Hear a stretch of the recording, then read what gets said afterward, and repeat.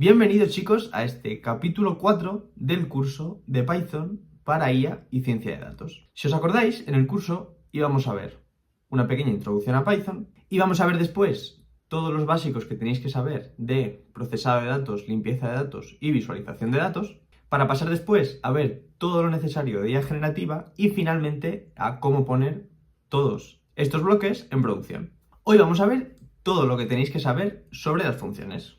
Pero antes de nada, si estás buscando aprender Python, inteligencia artificial y sobre todo aplicarlo en proyectos, no olvides suscribirte para no perderte ninguno de los vídeos. Y ahora sí, vamos allá. Las funciones al final no son más que esto que veis aquí. Lo que buscamos con una función es agrupar un conjunto de acciones a las cuales les vamos a dar un nombre. En general en Python, nada más empecéis, ya vais a utilizar de por sí algunas de las funciones, como por ejemplo print, entre otras. A la hora de diseñar una función, es tan sencillo como hacer lo siguiente. Utilizando la palabra reservada def, que es con la que definimos la función, indicamos el nombre de la función y entre paréntesis le vamos a pasar los argumentos. Importante los dos puntos, y con una indentación le vamos a meter dentro el código que queremos que se ejecute cuando llamemos a nuestra función. A la hora de llamar a una función, es tan sencillo como decir el nombre de la función, abrimos paréntesis y le pasamos los argumentos, en este caso este valor 1. Y ahora que hemos hecho una pequeña introducción, vamos a verlo con ejemplos. Vamos a copiarnos este ejemplo de aquí y si nos vamos al código nos lo vamos a pegar. Al final aquí vamos a abrir una terminal rápidamente, nueva terminal, ¿vale? Y vamos a ejecutar este código, que si lo ejecutamos, como veis, lo único que va a hacer es imprimir cuando un usuario entra en el sistema. Por ejemplo, aquí tenemos 3, y imprime un texto y una barra. Como veis, esto es un comportamiento que al final es repetitivo. Y aquí lo que estamos haciendo es, cada vez que queremos darle la bienvenida a un usuario, tenemos que escribir este código otra vez. Y aquí es donde nos resuelven el problema las funciones. Podemos crear una función def bienvenida, nombre.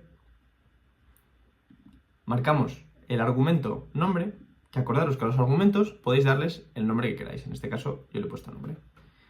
Y se lo vamos a meter a la cadena de texto. Vamos a quitarnos esto de aquí. Y teníamos 3 usuarios, que eran Pepe, bienvenida. Pepe, bienvenida. Como veis, estamos llamando a la función Juan y bienvenida Mario. Bienvenida Mario. Aquí veis que para llamarla, lo que decíamos, es tan sencillo como indicar el nombre y entre paréntesis pasarle el argumento, en este caso nombre. Si guardamos y ejecutamos nuestro código, vais a ver que se comporta exactamente igual. Y esto lo podríamos incluso combinar con los bucles que vimos en el vídeo pasado. Por ejemplo, vamos a crear una lista de nombres, que vamos a decir que son Pepe, Juan y Mario, y vamos a decir que por cada nombre en la lista hacemos bienvenida nombre. Si lo guardamos y lo ejecutamos, veis que sigue funcionando perfectamente igual. Ahora, aquí hay cosas importantes.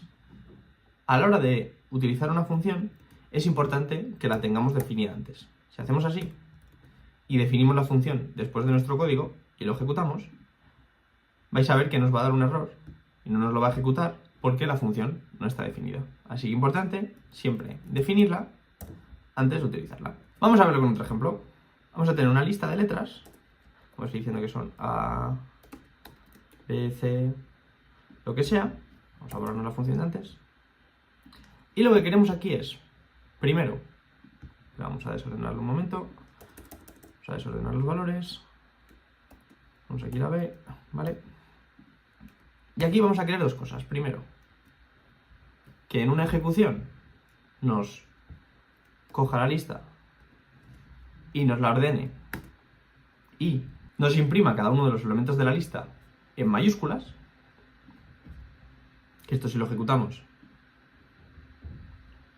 lo que hace es primero ordenar la lista y las imprime en mayúsculas, perfecto, y vamos a crear una segunda ejecución donde ordenemos la lista al revés y vamos a dejar que todos los elementos los ponga como minúsculas, ¿vale? Y aquí vais a ver que en una ejecución nos los pone todo en mayúsculas y después empieza a ejecutarlos a la inversa en minúsculas.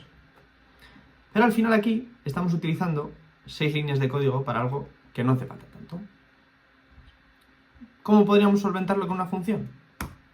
Muy sencillito. Diríamos def ordenalista, que va a recibir una lista como argumento, y lo que vamos a hacer es pasarle un segundo argumento donde le vamos a indicar si lo queremos a la inversa o en orden normal.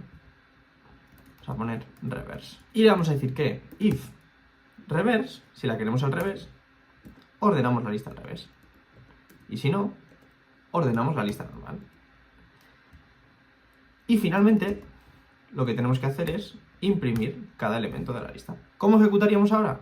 Muy sencillo. Para hacer el primer ejemplo, haríamos ordenalista en nuestra lista y diciéndole que no lo queremos a la inversa, que sería este bloque de aquí, que ya lo podemos quitar. Y para el segundo, haríamos ordenalista, lista y true, que sería el comportamiento de este bloque de aquí.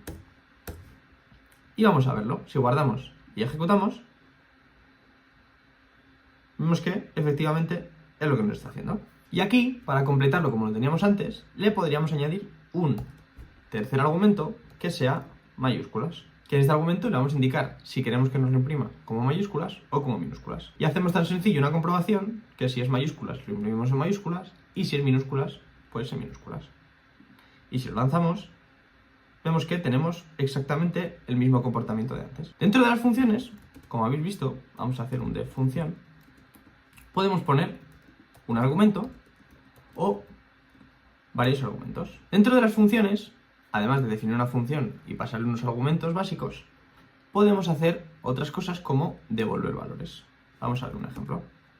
Si yo creo una función def función y le digo que le voy a pasar un valor x, un argumento x, y yo quiero que me devuelva x multiplicado por 2. Si yo aquí simplemente hago, vamos a quitarle un momento, el copilot, hago un x por 2, vamos a ver qué pasa. Vamos a llamar a función con 5, vamos a limpiar la terminal, y si lo lanzamos, vais a ver que no nos devuelve nada. Ya si lo queréis ver con un print, para que imprimamos el resultado, veis que va a pasar exactamente lo mismo. Nos va a devolver un valor nulo porque la función no está devolviendo nada. ¿Cómo hacemos para que una función devuelva un valor? Vamos a utilizar la sentencia return. Return lo que va a hacer es devolver esto cuando ejecuta la función. En este caso va a devolver x por 2. Y si hacemos un unprint, cuando llamemos a la función, nos va a devolver 5 por 2, que es 10, y como lo tenemos encapsulado con un print, nos lo va a imprimir. Y aquí lo tenemos. Si lo vemos con otro ejemplo, aquí tenemos definida una función par-impar, que en función de si el número es par o es impar, nos va a devolver un texto. Y lo que vamos a hacer es iterar en un bucle, en un rango hasta 10, y coger el resultado que nos devuelve la función par-impar, es decir, si la función es par o impar, y lo vamos a embeber en esta cadena de texto. Y si lo ejecutamos, vais a ver que aquí nos va a ir diciendo por cada valor si es par o impar y cuál es el número. Hasta aquí, súper claro. Ahora vamos a ver que los argumentos tienen ciertas consideraciones. Como habíamos visto, nosotros definíamos una función, ¿verdad? Por ejemplo, argumento. Vamos a dejar de momento argumento y vamos a imprimirlo. Print. El argumento es argumento. Habíamos visto que automáticamente, yo al llamar a la función pasándole un valor, este valor se asignaba a este primer argumento. Esto es lo que se conocen como los argumentos posicionales, que serían estos de aquí, que vamos separando por comas. Por ejemplo, argumento y argumento 2. Vamos a poner otra cadena de print, ¿vale? Y aquí automáticamente, en estos argumentos posicionales, nos los va a ir asignando los valores que le pasemos en orden. Si yo le paso primero hola mundo, lo va a asignar a este argumento, y si le paso adiós mundo, lo va a asignar al segundo argumento. Si lo ejecutamos, aquí lo veis. ¿Qué pasa con estos argumentos posicionales? Bueno, lo más importante que sucede es que son completamente obligatorios. Si yo llamo a la función solo con holamundo, nos va a dar un error. Nos dice, oye, tu función la has ejecutado, pero te falta el argumento posicional, argumento 2. Pues lo podemos solucionar con los argumentos que se conocen como palabras clave. Y es tan sencillo como, en lugar de poner únicamente argumento, le vamos a marcar un igual y le vamos a asignar un valor por defecto. Por ejemplo, valor por defecto. Si yo aquí le paso un valor y no le digo nada más, los va a asignar en orden y vamos a ver que se ejecuta normal. Y si quito este valor, ahora ya no nos va a dar un error porque tenemos un valor por defecto. Perfecto. Vamos a verlo con otro ejemplo. Vamos a crear una función usuario que va a recibir un nombre, una edad y una ciudad, ¿vale? Y lo va a imprimir así. Perfecto. Y yo podría ejecutarla de esta forma, pasándole un nombre, una edad y una ciudad. Y como son argumentos posicionales, los va a ir cogiendo en orden. Ahora, imaginaros el caso de que en lugar de pasarlos ordenados, los vamos a pasar desordenados. Podríamos hacer lo siguiente, y es que en lugar de pasar los argumentos en orden posicional, les podemos indicar un nombre. Por ejemplo, yo puedo decir que el argumento ciudad es igual a Madrid, que el argumento edad es igual a 28 y que el argumento nombre es igual a Ana. Y si lo ejecuto vais a ver que funciona exactamente igual. ¿Qué problema tiene tal cual está definido así? Lo que veíamos antes. Que si por lo que sea yo no paso mi argumento ciudad, nos va a dar un error. Y el segundo problema es que, tal cual lo tenemos así, si yo defino estos parámetros, edad y nombre, y el tercero se lo quiero pasar como posicional, nos va a decir que no se puede. ¿Por qué? Porque en Python el orden de los argumentos es el siguiente. Tienes que definir primero los argumentos que vas a pasar en orden posicional y después irían los que les vas a indicar un valor. Ahora, importante, veis que si ejecutamos esto así, nos va a saltar un error. ¿Por qué? Porque al pasar este argumento como posicional, como veíamos al principio, le va a asignar el primer valor al primer argumento. Pero aquí ya teníamos asignado un valor para el nombre. Para combinarlo, podríamos hacer así. Directamente, por posición, asignar Madrid a nombre, definir así edad y definir ciudad así. Vamos a cambiar esto para que cuadre mejor. Y aquí abajo lo tenéis. Vamos a ponerlo así. Ahí está. Por hacer un pequeño recap súper rápido, para que no os perdáis y que lo entendáis bien, al final tenemos unos argumentos que, si los pasamos sin indicarle el valor, los va a ir cogiendo por orden de la posición. Es decir, el primero va a ir al primer argumento, el segundo al segundo argumento, etc. Podemos también definirlos por palabras clave, diciendo que edad es igual a 28 y ciudad es igual a Madrid. Y de esta forma podríamos alterar el orden, ya que no van a ser argumentos posicionales, sino que los vamos a indicar por valor. Y por último, en el caso de que no siempre pasemos todos los argumentos y queramos que tengan un valor por defecto, es tan sencillo como en el propio argumento, en lugar de dejar únicamente el nombre, le daríamos un igual y le asignaríamos un valor por defecto. Y así, en el caso de que cuando llames a la función no le pases un valor, te va a coger el valor que tiene el argumento por defecto. Ahora, vamos a imaginarnos otro caso. Aquí, como veis, estamos definiendo todos los argumentos. Pero claro, si tenemos una función a la que, por ejemplo, hay veces que la vamos a llamar con 17 argumentos, otras con 45, y queremos poder aceptar cualquier número de argumentos, Python tiene un pequeño truquito, que es lo que vamos a ver aquí ahora. Vamos a crear una función suma, ¿vale? Que de momento va a recibir dos parámetros, x e y, y nos va a devolver la suma. Si llamamos a suma con 3 y 5, ¿vale? Vamos a ponerle un print para que lo muestre. Vamos a ponerle un print para que lo muestre por pantalla. Hacemos print así, perfecto, y lo ejecutamos. Nos va a hacer la suma normal, perfecto. Y imaginaos que aquí queremos empezar a pasar más números. Pues obviamente, aquí como solo tenemos dos argumentos definidos en nuestra función, pues nos va a dar un error. Y para solventarlo, ¿cómo podríamos hacer? Podemos utilizar una cosa que se llaman los args, que se definen de una forma tan sencilla. Si yo hago args, esto lo que va a hacer es aceptar cualquier número de parámetros, es decir, de argumentos, perdonad. Le podemos pasar 2 argumentos, como le podemos pasar 50. Y en este caso, lo que vamos a hacer aquí es ir recorriéndolos y sumarlos como un total. Y vais a ver que ahora, si le pasamos 4 parámetros, funciona, pero que si le pasamos los que nos dé la gana, vamos a pasar unos pocos más, ¿vale? Y lo ejecutamos, funciona exactamente igual sin tocar la función. Y esto es lo que nos permiten los args. Ya, si los imprimimos por pantalla, para que veáis qué aspecto tienen, vais a ver que cuando definimos estos args, lo que va a hacer es ir añadiendo en una tupla todos los valores que le pasemos a la función. Y luego con esto podemos hacer lo que queramos. En este caso estamos haciendo una suma. Esto para los argumentos posicionales, como veíamos antes, pues sería tan sencillo como así. Ahora, ¿qué pasaría si yo, por ejemplo, tengo una función con varios? Que yo acepto un nombre, acepto por ejemplo una edad, ¿vale?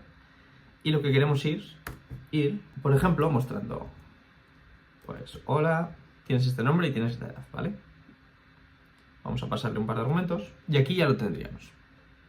Ahora imaginaros que vamos a coger estos datos de una base de datos y que hay veces que para un usuario vamos a tener el nombre y la edad, que hay veces que para otro usuario vamos a tener el nombre, la edad, la altura o lo que sea, y queremos mostrar y poder pasarle un número indefinido de argumentos, porque hay veces que van a ser unos, hay veces que van a ser otros, hay veces que va a haber argumentos nuevos. ¿Cómo podríamos hacerlo? Vamos a mantener esta función y a la función vamos a pasarle un argumento nombre igual a Ana, un argumento de edad igual a 30 y de momento vamos a añadir un tercero que va a ser, por ejemplo, ciudad igual a Madrid, ¿vale? Vamos a quitarnos esto de aquí. Y igual que hacíamos con los args, tenemos otra capacidad que son los quarks, que en lugar de con un asterisco se definen con 2 asteriscos. ¿Qué hacen estos quarks?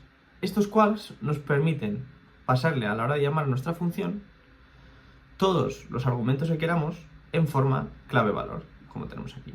Vamos a imprimirlo para que veáis qué pinta tienen estos quarks, que vais a ver que es un diccionario.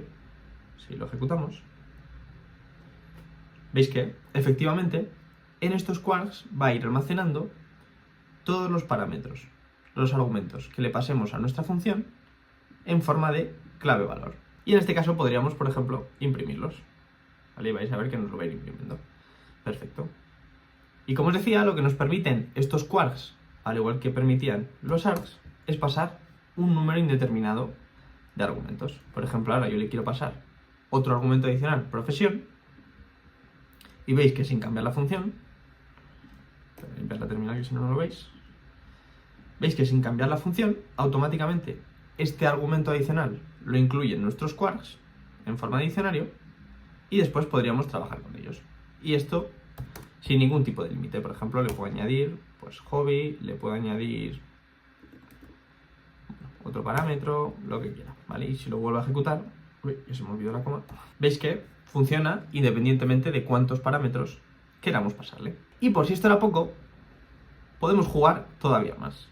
Podemos combinar args con quarks y esto lo que va a hacer es, oye, todos los valores que le pasemos en forma posicional, por ejemplo estos 3 de aquí, que no están en par clave valor, sino que están en posicional, nos los va a guardar en args, ¿vale? Vamos a imprimirlo para que lo veáis claro. Vamos a hacer un print. Decir for cada elemento in en la tupla de args, vamos a imprimirlo. Y vamos a mostrar aquí también, para que lo veáis más claro, una barra que va a actuar como separador. Y si lo lanzamos, y lo mismo, vamos a limpiar la terminal para que lo veáis bien. Veamos la terminal. Y aquí lo veis, que le hemos pasado un número indefinido de argumentos posicionales, que serían estos de aquí, que van a ir directamente a arg, y un número también indefinido de parámetros en forma de clave valor, que se van a ir directamente a quarks. Y de esta forma podríamos pasarle a nuestras funciones el número de argumentos que nos dé la gana. Y además, por si somos un poco quisquillosos, podríamos, junto con los args y con los quarks, definir una serie de argumentos. Vamos a verlo con este ejemplo, que lo vais a ver muy bien, que tenemos una función donde vamos a combinar una serie de argumentos que vamos a definir posicionales. Luego vamos a definir unos args para todo el resto de argumentos posicionales. Vamos a definir un argumento en par clave-valor que por defecto va a tener un valor de non, que es nombre, y luego unos quarks para el resto de argumentos que nos pasen como clave-valor. Si hacemos esta prueba de aquí, vamos a ejecutarlo y ahora lo vemos, vais a ver lo que hace. Aquí le hemos pasado un total de 6 argumentos en orden posicional. Y aquí lo que va a hacer es, oye, el valor 1 se lo va a asignar al argumento 1. El valor 2 se lo va a asignar por posición al argumento 2. Y el resto de valores posicionales se los va a asignar a los args, que es lo que vemos aquí. 1 y 2, y los args tienen de 3 a este 3. Ahora vamos con los de clave valor. Nombre, como estaba definido aparte, cuando llamemos a nombre Mario, se lo va a asignar directamente a este nombre. Y el resto de argumentos en clave valor los va a asignar en quarks, que es lo que veis aquí. El nombre se lo asigna a nombre, y lo imprime aquí, y dentro de los quarks incluye el resto de argumentos de clave valor. Y con esto ya sabéis todo lo que tenéis que saber sobre las funciones. Ahora, aparte de las funciones normales, hay algunas que se llaman funciones anónimas, que son las funciones lambda. Que esto lo que nos va a permitir es crear funciones en una línea. Por ejemplo, si yo cojo y digo, vamos a crear una función cuadrado que va a recibir un argumento x y va a devolver su cuadrado. Yo podría hacer aquí un print llamando a cuadrado de 5 y nos va a funcionar perfectamente. Ahora, podríamos definirlo como una función anónima lambda de la siguiente manera. Diríamos, oye, yo quiero crear una función cuadrado y le vamos a decir, veis que cambia la sintaxis, que es diferente. Ponemos la palabra lambda y le vamos a indicar qué argumentos va a recibir. En este caso, va a recibir una x. 2 puntos y le indicamos qué tiene que hacer con esa x. En este caso queremos que el argumento que reciba lo eleve al cuadrado. ¿Cómo podríamos ejecutarla? Exactamente igual que antes. Si llamamos a cuadrado de 5 y le damos a ejecutar, vemos que efectivamente funciona exactamente igual. Y aquí le podríamos pasar los argumentos que queramos. Por ejemplo, yo puedo definir un x y un y y decirle que me haga x más y me eleve eso al cuadrado. Y aquí le pasaría 2 parámetros y al ejecutarlo vais a ver que sigue funcionando perfectamente. Ahora, ¿dónde son especialmente útiles estas funciones lambda? Bueno, vamos a verlo aquí con un pequeño ejemplo, pero ya después cuando vayáis probando lo vais a ver súper claro, ¿vale? Vamos a crear una serie de valores, por ejemplo estos de aquí, ¿vale? Y yo lo que quiero es que para esta lista me devuelva otra lista, pero con todos los valores al cuadrado, ¿vale? Y vamos a aprovechar nuestra función lambda. Haríamos así. Perfecto. Vamos a quitar este print, ¿vale? Y aquí lo que podríamos hacer es una lista que salga de mapear utilizando la función map y aplicarle la función cuadrado, lambda, sobre nuestra lista. Vamos a imprimirlo y ahora lo vemos tranquilamente para que lo entendáis bien, ¿vale? Que vamos a ver 3 funciones súper básicas donde las lambdas son súper útiles.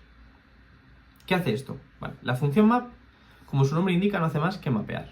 Coge un iterable y le aplica una función. Súper sencillo. En este caso, como la función es cuadrado, pues veis que va haciendo un cuadrado de todos los valores. ¿Y qué es lo bueno? Pues que aquí, en lugar de tener que definir una función aparte, podríamos directamente, en el map, definir una función lambda. Pues por esto es interesante que son funciones que se escriben en una línea. Y vais a ver que así, pues funciona exactamente igual. Perfecto. Vamos a limpiar la terminal un segundito. Aparte de map, otra función que es muy interesante es la función filter. ¿Qué hace la función filter? Bueno, la función filter nos va a recorrer un iterable y lo va a ir filtrando por una función. En este caso, como es un filtro, va a filtrar en función de si se cumple o no. Entonces el resultado de nuestra lambda tiene que ser un booleano, es decir, sí o no. Y vamos a decir que nos filtre donde los valores son pares. Si lo ejecutamos, veis efectivamente que de la lista que teníamos inicial, lo que va haciendo es aplicándole esta función lambda a cada uno de los valores, y si se cumple, como está en filter, me lo va a mantener, y si no se cumple, me lo filtra y lo elimina de la lista. Mira, si lo queréis ver con otro ejemplo, vamos a tener aquí una lista de nombres, ¿vale? Y vamos a filtrar para quedarnos únicamente con los nombres que empiecen por A. Que esto simplemente haríamos filter, le pasaríamos nuestra función lambda, que va a comprobar que cada elemento empiece por A, y simplemente nos haría el filtro. Y vemos que los únicos que empiezan por A son Ana y Alejandro. Súper sencillito. Y ya la última función de este estilo, que es un pelín más compleja, que es esta función reduce. ¿Qué nos permite hacer reduce? Bueno, imaginaos que tenemos esta lista de aquí, ¿vale? Y queremos que de toda la lista convertirla en un único valor, ya sea pues sumando los valores, ir multiplicándolos, etc. ¿Cómo lo podríamos hacer? Pues mira, muy sencillo. Llamaríamos esta función reduce, le indicaríamos una función lambda que va a recibir dos valores, porque va a ir haciendo lo siguiente, va a ir cogiendo x y le aplica la operación. El resultado de la operación, ahora en la siguiente iteración va a ser la x, y el siguiente valor va a ser la y, otra vez, aplica la operación. Vamos a verlo con una suma. Si hacemos así, vemos que nos da 15. ¿Qué está haciendo? No está haciendo más que sumando todos los elementos. Suma x con y, 1 más 2, 3, se va a la siguiente iteración, suma el 3 que teníamos con el nuevo 3, 3 más 3, 6, vuelve a iterar, 6 más 4, 10, vuelve a iterar, y 10 más 5, 15. Y como habéis visto en el vídeo, ya sabéis todos los básicos que tenéis que saber de las funciones, todos los tipos de argumentos que hay, cómo pasar un número indefinido de argumentos, tanto posicionales como por clave y valor. Y además hemos visto cómo utilizar las funciones anónimas lambdas, sobre todo con las funciones map, filter y reduce, para aplicarlas a nuestras colecciones. Si tienes cualquier duda de todo lo que hemos hablado en el vídeo, déjamela por comentarios y te lo resuelvo lo antes posible. Y como siempre, si te ha gustado el vídeo, no olvides suscribirte y darle un like, que me ayudes muchísimo. Y ahora sí, yo me despido. Adiós.